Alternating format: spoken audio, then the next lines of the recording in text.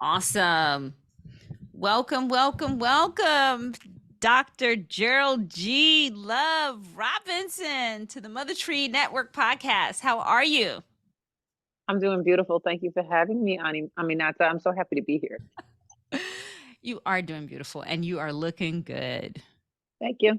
Yeah. So I like to start every conversation with this question. What is good? What is good for you today? What's good? Oh, plenty is good. First of all, it's the full moon in Aries. So for me, the full moon in Aries is yet another one of the resets. I mean, obviously, the moon always has us resetting on a weekly, on a monthly, on a phasely. We're resetting every day. Ashe. Howsoever, we do have the variation of the theme of one story where we start with Aries and end with Pisces, and we travel around those moons. We pop in a 13th one there. But when the Aries moon dawns, for me, it's a new year. So that's what's good is an entire new reset is upon us. It's fiery, it's feverish, it's hungry, it's super curious. It wants so much from the world.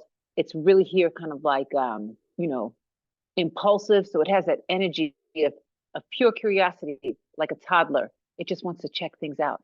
So it's like this is the time of the year where we can allow all the parts of us that want to, really pop off on whatever it is we've been working on, like be very baby like, very excited. So that's what's good for us all. Wow. Okay. Okay.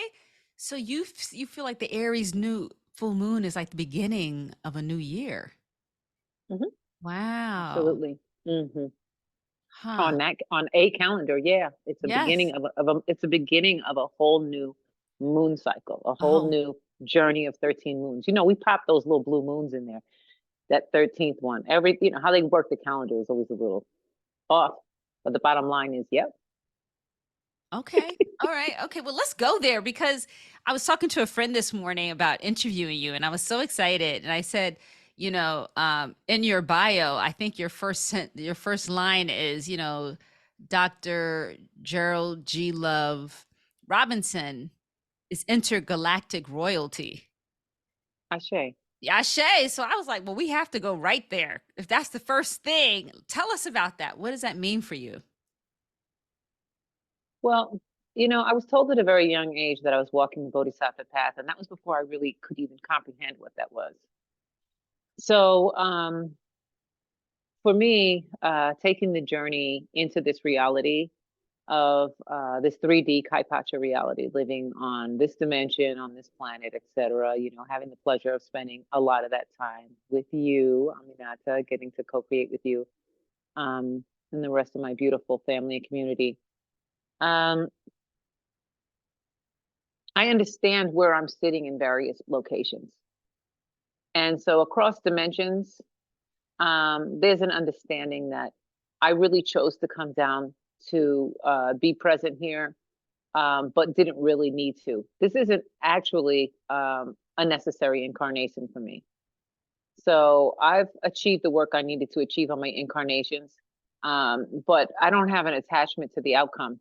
Uh, I could get into it actually because there are versions of the story where I'm actually in a little bit of trouble for doing this incarnation. So, I need you to move that mic closer to your mouth because the sound went in and out just then. okay. Better. There are versions of the story where I'm actually in a certain amount of trouble, like, slap you on the hand, naughty trouble for incarnating. I actually have a memory of um, incarnating. I was working with my, I'll say, cohort on another dimension and planning this incarnation as a cohort. So, and any number of the people that have been or are in my life, I have a soul particle of them that was part of that cohort. And during that time, I saw a sentient beam of light that really caught my eye.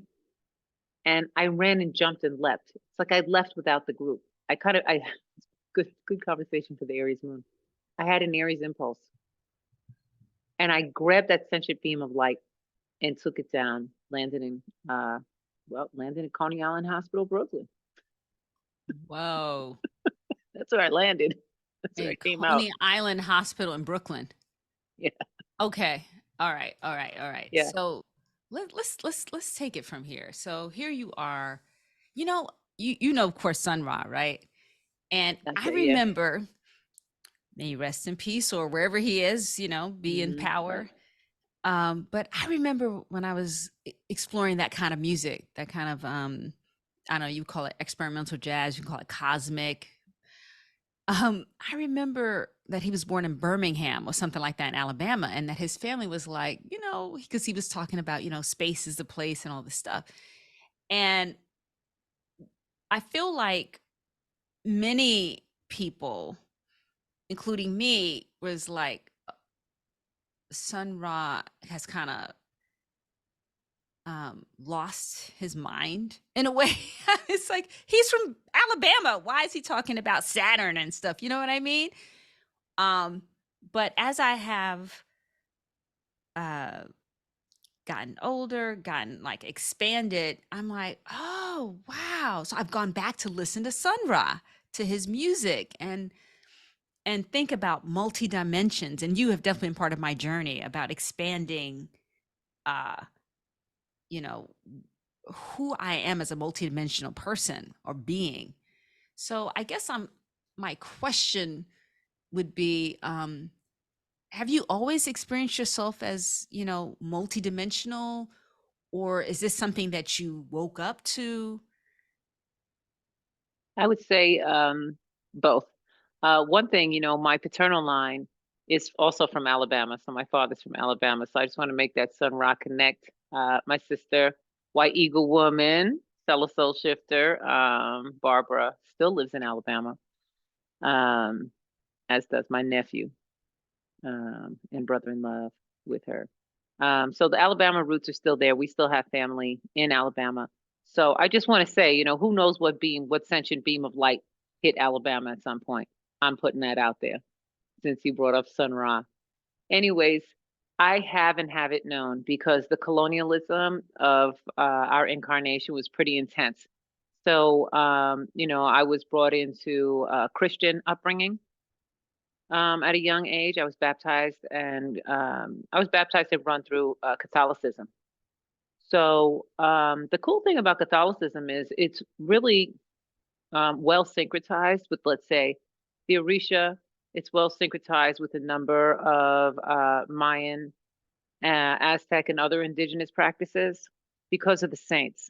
So the nice thing about Catholicism is it came with saints, and so the saints were able to create a relationship with multidimensionality because we weren't 100% put on top of just, one monolithic, Yeshua or what have you. There was room to be in relationship to indwelling principles, which we can trace back to, let's say, the Neteru and beyond, from ancient Kemet, also formerly, more recently known as Egypt. So these indwelling principles and these external, as without, so within, and these external dwelling principles that sometimes we refer to as deities, like the Netzeru, like Orisha, like the many gods of many pantheons, um, have all been there for me from day one, and I had to find them from a traditional and well policed location. I was definitely raised to be structured, organized, and quote unquote realistic. So I was raised to be, I was raised for success. I was definitely raised to be part of that, quote unquote talented 10th. I was raised to get out here and succeed and, do good for myself, do good for my community, do good for the race. Each one teach one, all this type of stuff. So, I shaded that because it's a great foundation, but it came inside of so much dogma, as we all know. So for me, journeying through that created confusion, but I won't say that I didn't know who I was. I did know. I just was so confused why it wasn't being reflected back to me. it was the lack of reflection over time that kind of like, I guess, what we call now gaslighting. I was able to gaslight myself because when you're young, you don't really know that other people aren't having a similar or the same experience that you are. So it took me a long time to even realize that I was having a different perception of the world than the people around me. So once that happened, I think I hit a little doldrum and I had to go through a period of time of internal crisis. But it was an internal crisis that was more like a doldrum. It brought me to a standstill because I was like, well, what really is going on? Then I had my little existential crisis. What really is going on? Yeah. Mhm. And you found out, or something took you through that? Um, let's see. Art, theater, dance, music, creativity. I would say even the music of the spheres, we could go so far as to say that.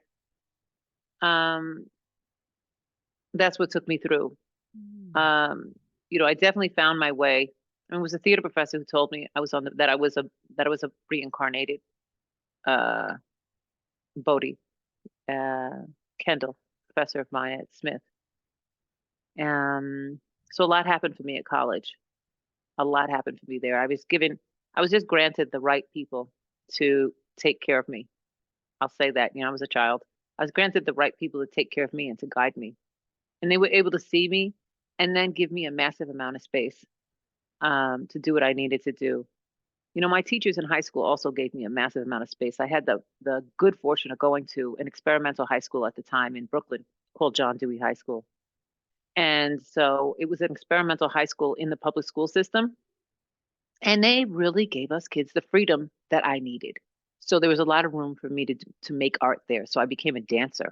I did a lot of dance and a good amount of theater, but really a lot of dance. And as we know, the somatic realm is a beautiful way to access, all of the other realms. And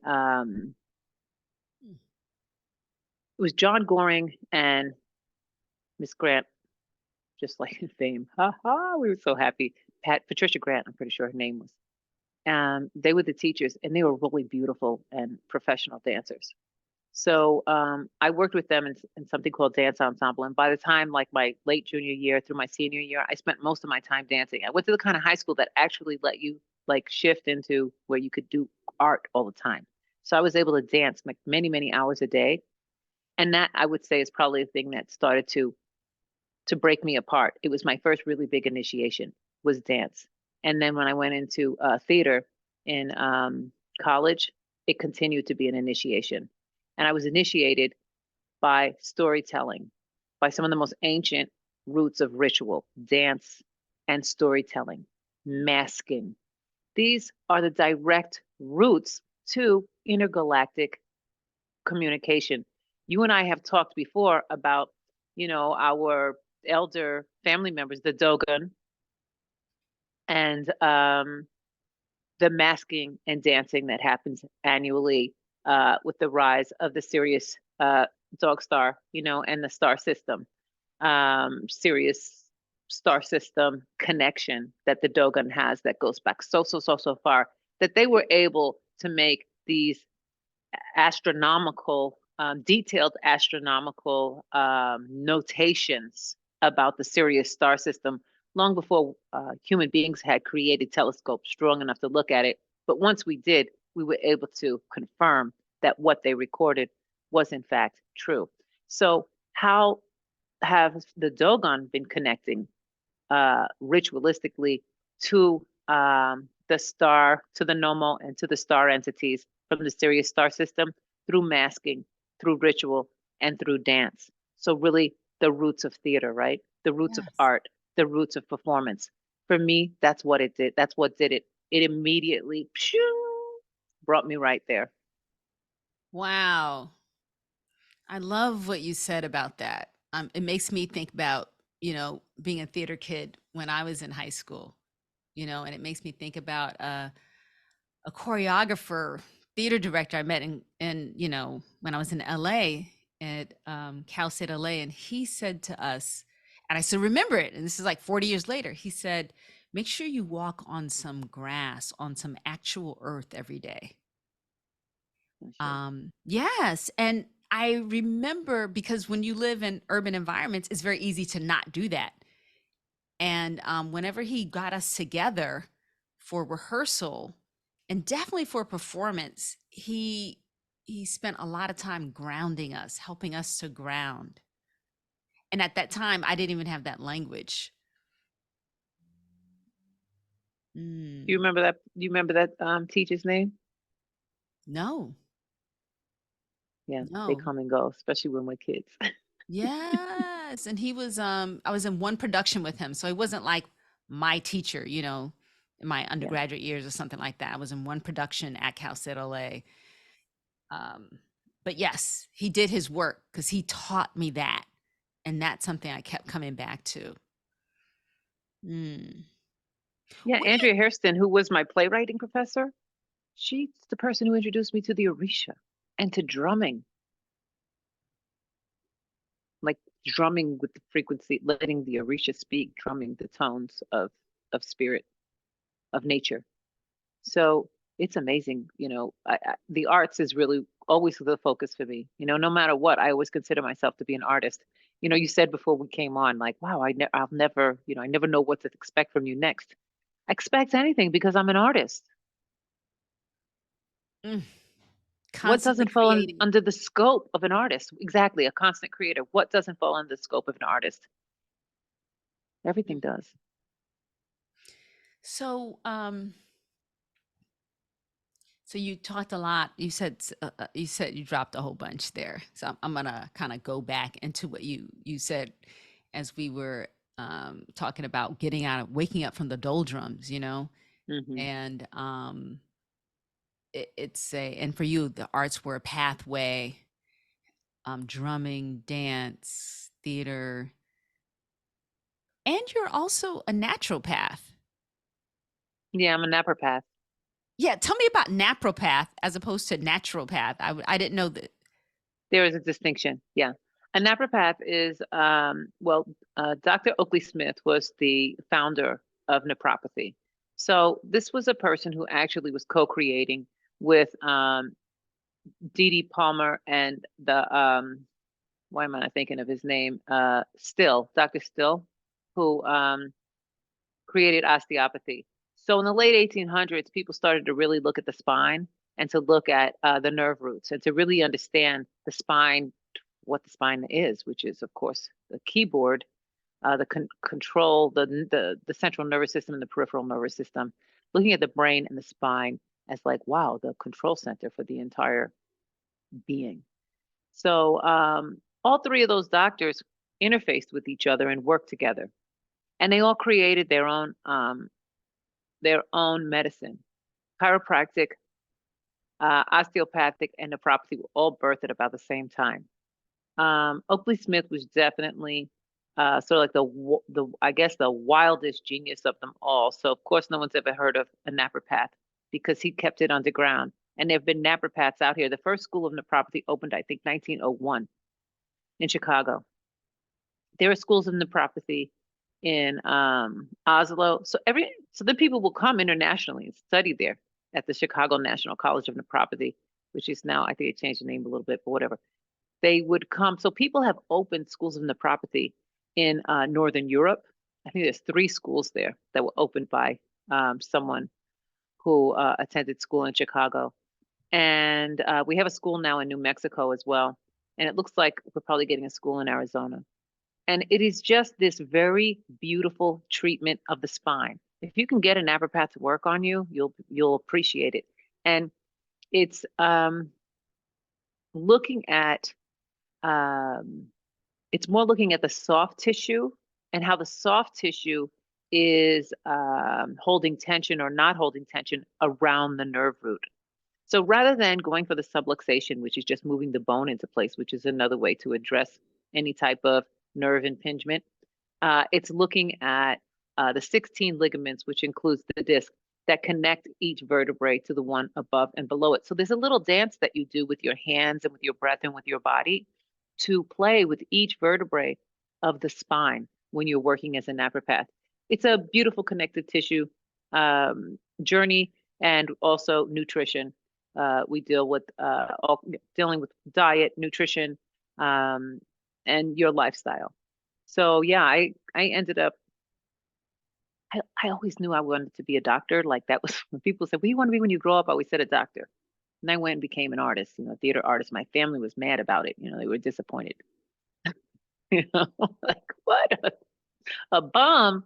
You became a bum when you were supposed to become a doctor? Yes, the talented Oh, 10th. like exactly. For working class people of that era, like saying you're going into theater, you might as well said a bum. I went into panhandling on the street corner, and no shade to panhandlers or bums, by the way. I'm just saying, my family was really hoping for a good MD. So that was out there, and that's because of the healing gifts that I have and the healing that moves through me. And theater, of course, was because my healing is not going to move through me unless I am in a ceremonial place. So I really needed to veer into theater to unlock the ceremony, to Yes. unlock all of the magic, all of the gifts, the dons, as we say in South America. Like I needed to unlock the gifts so that I could move to my purpose. So theater was an amazing avenue that unlocked my DNA codes, Yes. really let this true essence of who I am Yeah. flow and radiate. And then after I did a bunch of theater all through my 20s, uh, I was doing a long running show at the time. It was called Too Much Light Makes the Baby Go Blind in Chicago. And I was doing that show. I did that show for about 2 years, and you performed like every week almost. So it was a very rigorous. Um, it was a rigorous schedule, and my back and neck started hurting me, like really, really hurting me. And at one point, I woke up and I couldn't move. Because we had landlines, and I'll never forget. I like scooched over to finally be able to reach the landline. I was in so much pain, and I picked the phone and I called my partner at the time, and I was like, "I'm in so much pain, boo-hoo, I'm crying." And she contacted her father, who contacted a good friend of his, a naturopath, because Chicago's where all those naturopaths are. Um, a magical man, Dr. Shafi Ali. Dr. Shafi Ali, if you're out there, find me, please contact me. I'd love to talk to you. Thank you. Dr. Shafi Ali came and did a house call, and he really became my guru. He was an old school Black healer. He was totally into nutrition. He was totally on a Sun Ra tip. He was the Sun Ra contemporary. He was an old school, just like 70s built um, Muslim, healthy eating, focused on getting your vibration right person who had an incredible power of healing and had honed it at the School of Naturopathy in his practice that he'd been practicing for years. I became obsessed with what he was doing. It was as simple as that. Every time he came, so I worked, of course, I went and saw him regularly after that. He became my doctor. And I just like got so curious about every last thing he was doing. He was working with magnets, he was working with polarity. He took me out of pain, like seemingly miraculously. And just his vast knowledge and his humility. He was just such a cool guy, period. So he finally was like, and he was always talk like this. He was like, I think as much as interested as you are, like what I'm doing, you always asking me questions. I think you should go down to school. You know what I'm saying? You should go down to school, and so you might want to be interested in being a naturopath. That's why I went to the school and inquired at the school because Dr. Ali told me to do so. And then next thing you know, I'm enrolled. It was really as simple as that. I like had to go to my agent, go to the theater people, say I'm out of theater, I'm going to medical school, be a natural medicine doctor. And it was just one, two, three. And I was out because I was doing performance. I really was working as an artist at the time. And I just stepped out. We had Black Spoda Cocoon, beautiful Black women's theater company I did co-created with a group of wonderful women. in Chicago at the time, and we were writing and producing our own stuff. And so it was just like a full theater life I was leading. And then my back went out. I called Dr. Ali in, and he completely told me where, after a while, he just walked me in the direction of where I needed to go. And I just listened to him and did what he told me to do. Wow. I love that, and I want you to keep that microphone close to your mouth. I love Okay. that. I love that theater became a ceremonial space, and it open Hmm. activated your DNA, your capacity to hold ceremony. And then you got this naturopath training or, those tools. Yeah, as soon as I joined in the property school was as soon as I met with my Reiki master, Dr. Jane Fresney. Um, and she was in apprenticeship with Don Oscar in the Pachacuti Mesa. So my Reiki master had been apprenticing for years with Oscar, Don Oscar Miro Quesada, who's person who brought the Pachacuti Mesa to us on the prophecy of the eagle and the condor. So he brought this energy, this wisdom keeping energy up from Peru, on the frequency of the condor, and brought it up to North America as he was tasked to do by his teachers. Um, and he brought this energy up here. Jane had been studying with him, and she brought me to study with him as well. So all of that happened, and physical pain in my body is what caused it. So the theater activated me.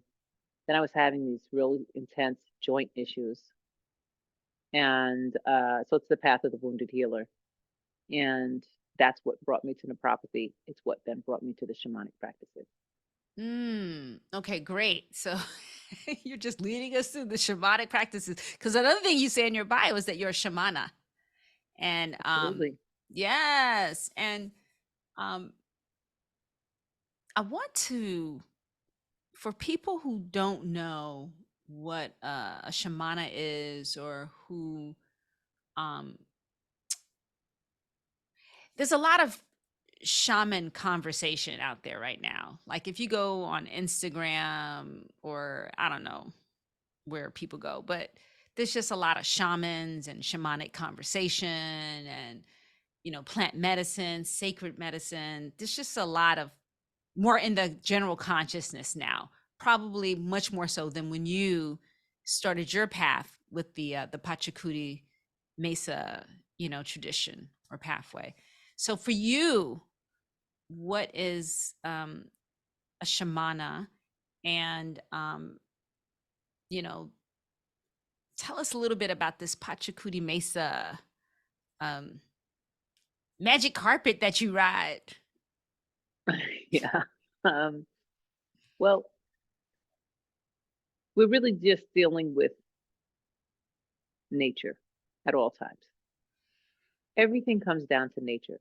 So if we come through Ifa, where I have a root in Ifa, right from West Africa, I have roots here in the Americas, and strong initiatory roots out of the Peruvian practice through the Pachacuti Mesa, right?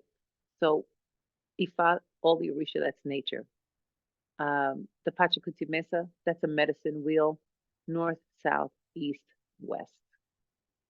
Earth is what you have in the south. It's the earth element. Water, you have that in the west. Air, you have that in the north. Fire, you have that in the east. Ether, you have that at the center. We work with five directions. And so there you are in nature. What are all the elements of nature that you're going to find in the south of the Mesa? Now we're going to pull out these interdimensional elementals of the earth. We're going to pull out, as we move around the Mesa, we're going to have Malkis, we're going to have Alkis, we're going to have Tirakuna, we're going to have all these different little um, elementals of nature will be found in the medicine wheel. All the animals will be found in the medicine wheel. We have tutelary animal allies for each location, right? We have Amaru, the snake in the south. We have the dolphin and the whale in the west for emotion. We have the eagle and the condor in the north for spirit. We have the jaguar and the puma in the east for fire. We have the hummingbird and the yama in the center for the rainbow quintessence, for Quichi, for ether. So now we see that we've brought all of nature into one little carpet. So the carpet is, of course, this woven cloth that you lay down, and then you create your five directional space on top of this manta, this carpet. And the weave, the warp and weft of the carpet is its own magic. It's its own incredibleness. Um, the llama, the yama is very present because you're going to be using the wool of the yama to make the threads and the yarns that weave the fabric. So now we're weaving a fabric of reality. We're weaving into the collective consciousness. We're doing this incredible work now as weavers. And this is before we even lay out a mesa, just the act of weaving creativity and creating the manta, the cloth. So, a shamana, as I experience myself, I'm a cross cultural Afro Indigenous practitioner of earth honoring tradition. So, and that is very specific to planet Earth. So, it is Earth as in Earth, the planet. I think that's important because there's a lot of talk about, intergalactic relationships, including me saying I'm here as an intergalactic representative. And I am of Earth because we're all here in space is the place and we're in space too. It's not like Earth is someplace and space is someplace else. True, true, true. So, I mean, okay, but let's go back to that. Space is the place. And when I was making fun of Sun Ra back when I was in my early 20s, because basically I was more political, revolutionary, I really thought he was leaving. I didn't really see it as Earth is part of space and that we have dimensions of being and of participation and co-creating. So, so yeah, so you said that as this shamana, you are, basing yourself on Earth in this particular incarnation, and then from here, you're working with nature spirits. Am I getting it right? yep. Hmm. Okay, and these different elements, right? And you're an Afro Indigenous practitioner. So I know that I can see the Afro part of you, and you already spoke about Alabama. Um, did you want to say something about your indigenous roots? Well, there are a few pieces about indigeneity. Um, One, we're all having some relationship with semantics when we use words like shaman and indigenous, aboriginal, native. So we do want to address the fact that there are some real glitches in the English language right now. The language that has us under this colonizing language doesn't have the space for us to express ourselves as clearly as we'd like to if we're coming from a very deeply rooted place. So, for one, there's the phrase where there's the point where indigeneity is referring to people who we're indigenous to the earth. So, indigeneity can it has created confusion, and there's some political conversation about how we're using it. Because people are claiming indigeneity to planet Earth and also are claiming, I'd say African Americans, we're claiming our indigenous nature as indigenous Africans. We certainly use on the continent of Africa the term indigeneity to refer to, indigenous healers there as well. So I'm just going to say that there's that. In terms of my Native American heritage, that comes also from Alabama. That comes down on my grandmother's side. My grandmother was part Native and part African, a very tall, gorgeous, beautiful woman. Thank goodness, there's a photograph remaining of her. A beautiful woman, born in the late 1800s. I don't know her exact dates. Very long, luscious, thick black hair she was known for, and very beautiful, glowing ebony skin. Um, she worked a lot of times um, as a washerwoman and did these type of Jim Crow or post-slavery type survival tasks. Um, but she carried the indigenous medicine from her foreparents and from her grandmothers.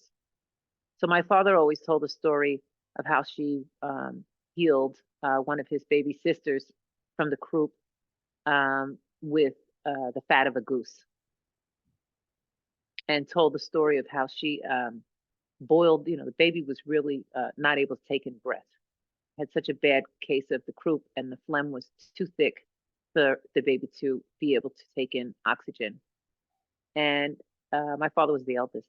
He recalls his mother breaking down a goose, skimming off that fat, cooling it, putting it on all over the baby and putting it on a cloth, wrapping the baby very, very, very tightly in the cloth, chanting, praying over the baby, and then being able to just clear all that mucus out from the lungs. As my father says from his mother, he learned that we were Blackfeet. And I wish that we would have had an opportunity to ask more questions, but because of the nature of colonialism at the time, we didn't. Right. Yeah. Mm. So on the bloodline, it's very much comes from my grandmother, Annie Lou Perry Holmes. Mm. Mhm. Ashe. Mm. Wow. Don't you love that mastery when you hear these stories about our mastery? About, Yeah, you know, I love that. It just reminds me because I've been thinking about this thing. What are the stories we tell ourselves? And what are the stories that we tell that we accept from each other? And there is a story of oppression. There's a story of slavery, of Jim Crow, of, that movie 13, where people were put into virtual slavery through these imprisonment work camps. There is there is that. And there's a story of that creativity, of that mastery of your grandmother. Um, and I feel like sometimes we get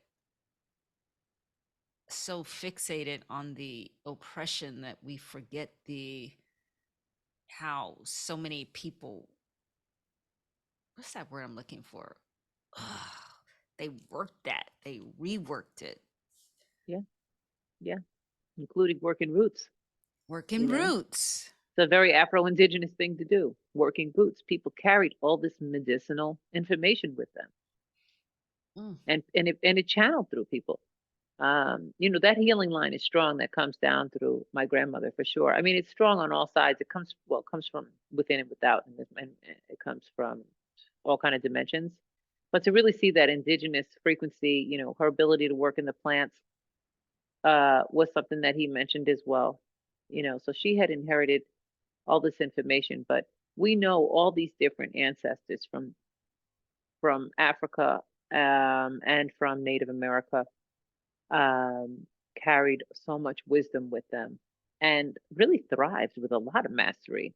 I mean, that's the thing. Like, how did even like, and then we'll go to, South American indigenous practices and how we ended up getting the Pachacuti Mesa. Um, like, how did any of that survive? Like, all of these people are wisdom keepers. So for me, I am in constant awe of wisdom keeping because we know that the gatekeepers of everything were like vicious and harmful and oppressors and like would do the worst kind of things to remove this, what we refer to as wisdom, from the cultural consciousness, that there was a real move to remove all information. So the fact that any of this information survived, exactly, that's where I'd like to focus. I'd like to focus on all that mastery, all that wisdom keeping, all that incredible magic, the ability for the people of the high altoplano, the people high up in the mountains of the Andes. This is why we are carrying the Pachacuti Mesa in part, is because the people way up in the mountains and way deep in the jungle were untouchable primarily by these big old conquistadors that came through there. They weren't able to breathe that high up in the mountain and they weren't able to survive and get that deep into the jungle. So, as it's told, the spirits of nature, as well as the spirits of without, we'll just say the ancestors came down and they deemed certain people wisdom keepers. You know, we also are going to find that here in North America, the wisdom keepers, the carriers of the pipe, the carrier of the Lakota Dine um, white buffalo calf woman medicine. All of these all of these pieces where people were told, you carry the medicine because a dark night is coming on us. And when it's time, you have to let go of the pot. You have to let go of the medicine. You have to let the smoke of the pipe travel amongst the people. There will come a time when you're going to share. So when we ask questions about, oh, cultural appropriation or how does this work? Cultural appropriation is a thing, okay? Let us not let anyone let themselves off the hook for that. Howsoever, I'm talking about wisdom keeping of global technologies that were kept safe for a very long time for planetary presence. So global technology is just that. It's for the globe. So we give thanks to the people who were able to hold these technologies until the time was appropriate to pass them out and pass them on. I actually have a painting here made by Sarah Deary. You can see it over there. I'm going to have to move to show it to you closer. But that's called the spirit of the wind passing over the forest. And one of the people in that, one of the entities in there, it's all nature spirits, is Osain. So I learned from Ye T. She sing Osaina de Ashere Akoko. Osaina de Ashere Akoko. Ashere Akoko Koko. Ashere Akoko. Osaina de Ashere Akoko. Ashe. We sing to Shay. Osine to awaken the medicine in the plants. So Osine is also a wisdom keeper. He carries wisdom keeper medicine. He lives in the forest. He's part of the forest nature. And there's a story, a Pataki about Osine, where he was told, you protect this pot. You hold all of the wisdom of, so this is like a jungle story now, a forest story. Hold all the wisdom and don't let anyone take it from you because times are dark. You must hold it. And then when the time came, the prophecy time, we call it many things, came to disseminate, he didn't want to let it go because he said, no, no, you don't. I already know my job is to hold this pot. So he was said, I'm going to hold the pot. So this piece is called the spirit of the wind passing over the forest because the spirit of the wind was sent to bring a strong wind through the forest so that the pot would fall out of Osine's hand, break, and the medicinal wisdoms would be shared again amongst us. Now, that's why you see all this. That's why you say, oh, everyone's talking. Everyone's suddenly talking about shamanism. Everyone's talking about plant spirit medicine. Boom, boom, boom, boom, boom, boom, boom, boom, boom. Because it is the prophecy time. And so people only have the consciousness of the waning paradigm to process all this new information that's come in. So the conversation's a little messy, sometimes a little infuriating, depending on who you are. But the conversation's happening because the spirit of the wind passed over the forest. Okay. Because the eagle and the condor came to meet each other again. It's the timing. Because the white buffalo calf is back. Got you. Okay. So we're going to take a quick break here and then we're going to come back and I don't know. We can't wrap up, but we'll come back. You be asking me these questions, I mean, not so you are. Wow. So you were Dr. G, you were talking about timing and how the time is now. The wind has blown, the pot open and things are now circulating. And what I wanted to acknowledge and say, one of the things I've learned from you is the importance of timing, of honoring timing. I think under capitalism and colonization and I don't know, extraction culture, we think the time is always now. And what I mean by that, that now is always the time to do whatever it is you want to do. And if it's not working, just work it harder. You know what I mean? As Yes. opposed to that. I love that. Yes. As opposed to timing and cycles. And where are we in the cycle? And is this the appropriate thing for this moment and whatever cycle we're in? So I would love to hear, like, how do you get to maturity about timing? And maybe what are some of the ways that you test so you can know if your timing, if you are in good timing for whatever it is that you want to do or not do? That's where, we started talking about what's good, the moon. I'm looking outside, I see foliage. I see beautiful, beautiful, beautiful waves of color. So there's so much that goes with this timing. It's a final great time of harvest. I mean, nature teaches you about timing. If you want to harvest your squashes and pumpkins, you have to wait until now. And that's that. So of course people went and, created all kind of factory farming, and we're always trying to figure out how to grow things in labs, but we're just talking about nature. The time to harvest is upon us. It's a time to put things away and get ready for winter up here in the far north, up in the mountains. So if one does not do those things, if one does not stack wood, for instance, one will not have heating fuel. It will become cold eventually. So nature has a nice way of teaching you. Um, Too bad with that construct. So living in nature, living in the mountains has really been driving home a lot of lessons about timing, because you do have to do things on schedule. If you miss a certain time to plant, you missed it, and the growing season up high in the elevation in the mountains is short. So you're not going to give your seeds enough time to propagate. If you're on and on and on. Right. So nature is my great teacher with timing. Then we look at the moon, we look at the stars, we look at the music of the spheres. So these are the people who study the planetary transits and so forth. That tells us a lot about timing. Then I go to get my readings very religiously. I'm going to be getting some type of reading, divination in my life. So I use a lot of divination to make sure that the timing is right. And you can just use simple divination to get a yes or no, maybe on timing. Sometimes you have to have the patience and the wherewithal to pause and ask yourself. You have to weave it into your reality. I have to ask about timing now, because we can be prepared. We can have all of our, so-called ducks in a row. We can have done all the homework. We can be ready and raring to go. We can have the resources necessary to launch, the co-creators in place, but it's just not the right time. It'd be very helpful for people to start using divination tools, or going to, uh, trusted elders to divine on the appropriate time.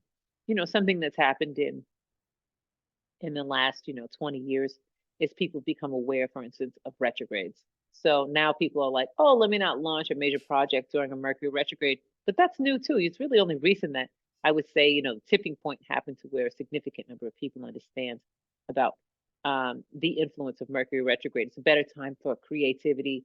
It's a better time for conjuring stuff up. It's a better time to do the inner work during the Mercury retrograde. It's not a time to jump out here and do this Kaipacha external 3D work. So that's some of it. Mm.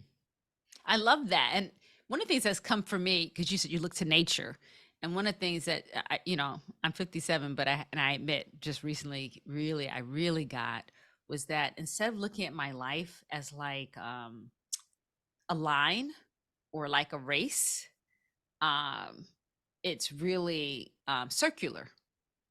It's cyclical, and the Hmm. themes that I face in my life, I will face again Hmm. because that's the way it is. Now, who I am when I face it, the resources I have shifts. Right. But the themes will keep returning. And that has sort of taken some of the pressure or some of the, I don't know, competitive. kind of outward focused, like am I as far along as somebody else, or I got to get this done fast, or what's wrong with me because I'm facing the same theme again. Hmm. What That's what a big one. mm, That's a big one right there. You really hit the nail on the head. what's wrong with me? Am What's I wrong facing? with me? Because I'm facing the same theme again. Because we all want to have a linear, well, we were raised in the waning paradigm to have a linear relationship to everything, including healing. So it's like, I thought I got over that. I went to therapy over that. I've processed that. Why is it back again? I thought I was over that issue. Um, it's not really, it's cyclical, but of course, as you know, it's a spiral because time makes each circle move out. Each circle is not right on top of the other circle. It's not the identical circle. It's in a different location. It's a spiral. It's outside of it. So you're going to pass. You're still going to go through just the moon. Think of the moon. You're still going to go through a dark period. There will be a waning to darkness no matter what. Now, depending on how you dealt with it last time and made your way around the cycle, this time, hopefully, you have some better tools to move through the dark night of the soul. I don't want to have a dark night of the soul. Well, you know what? 57, look who's back in their Saturn return. That's exactly it. I mean, for people who don't know, she was talking about me. 57, I'm in the Saturn return. Yes. Yes, you And are it, back. That's a huge cycle. That's a yes, 27, 28 year long yes. cycle. And I'm blessed to be here because the other Ashe. option would be not to be here, Ashe. So here I am in Yes. the cycle. But do you know what? That's relatively new for me. That is relatively new for me. And I feel like maybe the whole linearity kind of construct, it's maybe it's motivated by scarcity and fear.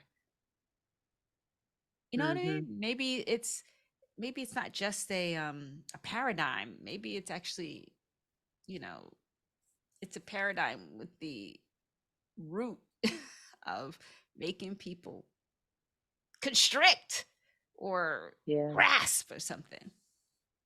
Hmm. Hmm.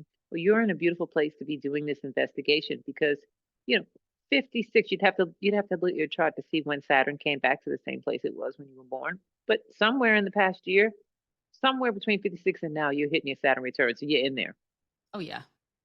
Oh So yeah. reflect back on being 27, 28, 29, 30. What did you do during that period in your life? So this is where we are in the cycle. So timing, you're in a divine timing because you're in a place to not be scared of your Saturn return either. People are usually scared of their Saturn return the first time around because it's a real coming of age, you know what I mean? Kind of coming out of a real youth and having to launch into this nebulous, scary thing called adulthood. So now you have so many resources and so much information as a human being that this Saturn return is like, well, who's Saturn? Okay, Saturn is about structure, is about order, is about task mastering, very paternalistic energy. So just even going from there, you can look at how those things happened in your life then, how Saturn brought challenges and change and blessings and gifts into your life then, and start seeing how you're relating to Saturn at this point in your life. This is the Saturn return that people haven't been talking about yet. We all want to talk about that first Saturn return. Well, let's, make sure we have this conversation about our second Saturn return because I'm right behind you. So I'm excited about my second Saturn return. My first Saturn return was great. It ordered me, it structured me, it got my life on path. It addressed a lot of the time period that you just asked me about earlier. I woke up, I got my act together. By the time I stepped out of my Saturn return, boom, I was in the prophecy school. I was very seriously on my path. So I'm about it because my first one really got me in alignment. And I'm prepared to definitely continue to take all the lessons and all the messages necessary to keep me, on my most benevolent and most ideal path at this time. Yes. Asheo. Yes. Yes. I feel like this is the best time of my life. You couldn't pay me to go back to my 20s. I mean, really, this is the queen. This is the queen period. So when you Exactly. said you were into galactic royalty, I was like on that bus. Oh, absolutely. Absolutely. It's a You know, you and beautiful I, we time. have that whole ambassador life. So we have that intergalactic Yes. ambassador relationship to reality. And, this is definitely a time to sit on the throne, wear the crown, and enjoy the ability to exist in a moment uh, without all of the anxiety that we may have experienced 28 years ago. Mm, mm, mm. Well, I needed to hear that. In any event of our listeners in that second Saturn return, in that queenly stage of your life, feeling that intergalactic dimensionality to yourself, we hear you. You're not by yourself. No, So, I mean, because menopause is a whole nother thing. It brings on the crown. It okay. puts the crown on your head and it puts the throne under your butt. Okay. You want to Yes, say exactly how, in what way? the power of the uterus. The power of the womb is the ultimate creator, right? It's the magical, mysterious, mystical life creator. So that womb energy has been going out, out, out. And a number of our indigenous teachers have told us that wombed individuals, whether you identify as women or not, wombed individuals come into maturity at age 52. 52 is the age of maturity for those of us who are born with wombs because the womb is constantly shedding, it's giving energy out, it's nurturing, it's mothering, it's doing all this stuff. Then the frequency changes inside of our moon-like journey. We've come to a new location and we go through a second, we'll say puberty, where now the womb takes itself within. It's no longer giving energy out. It's no longer focused on the external. Now the womb is cycling within. So that energy is building up inside of us. All the energy that we've been putting out is now energy that's going in. Stay aware of your monthly womb and moon cycle, even after one stops bleeding or one has a hysterectomy, because the energy is now going within. This is why they say 52 is a time of maturity, because 52 is a time when a wombed individual can sit in the seat of power, can truly, truly begin to thrive and use all of that magical creative energy of the womb to be the Pachamama, to be the Mother Earth, to be that one who's able to be truly sentient. Ashe aho. Okay. All right. I can't ask you any more after that. It has been said. Dr. G, if people want to learn more from you, if they want to hear more of this incredible vibration, where do they go to experience you? How do they get there? Oh no, I know. I was just I'm realizing that. everywhere. Listen to this podcast again and again, I guess is one way to say it, huh? Yeah. Yeah, I did a podcast this year too. I did another podcast with Adrienne Marie Brown that came out a couple of months ago. Mm, So you can preparing for the end find of the you world. yeah, yeah, yeah, how to survive the end of the world. Mhm. So she's doing like a quote unquote witch series right now. And she defines witch kind of how I would just define shamana. So she's doing a witch series right now, and I'm on there, so you Mm. can hear me there. I have at Dr. G Love on Instagram, so whenever anything does come out, I'll post it on there if I'm doing something publicly. But right now, I'm kind of everywhere all at once. As you know, I'm a retreat leader for soul shifting retreats, and I'm on sabbatical right now from soul shifting retreats. That's a really an apprenticeship journey in that takes us deeper into this shamanic practice. Um, but we came to a 7-year cycle with soul shifting, and now it's a timing is everything. So now the time for all of the seeds that were planted to go out and proliferate. So all the soul shifters are doing what soul shifters do. Of course, we miss each other, but I'm going to just go with timing on that. And then I've got all these other creative projects happening right now, working with land, working with artists, um, working with Central Mesa right now is really my focus. I just got married this year. Hello. Congratulations. Thank Oh you. my God, what an incredible bride you were. You just stepped into that role. Wow. Thank you. It was amazing. It's not even been 3 months yet. So I'm a newlywed head. Beautiful. It was an amazing experience. Thank you for being there at the wedding. It was really just divine. All right, everybody. Well, you heard it. Stay in touch with us. Thank you again, Dr. Geryll G. Love Robinson, for being on this planet, incarnating maybe against some of your better advice or expectations of you, and just for being the brave soul you are. Ashe, thank you. Aminata, Desert Rose Plant Walker Fire Woman. I love you. I appreciate you. And it's a total pleasure to be on the airwaves and in the frequency this full moon in Aries 2023 with you. Oh, yes. And I hope to have you back so we can follow up on the uterus. Okay. Yes, we could do a whole, let's go there. Yes. All right. Second Love. Saturn return. Second Saturn Oh, return. okay. The both. Okay. Okay. Love you.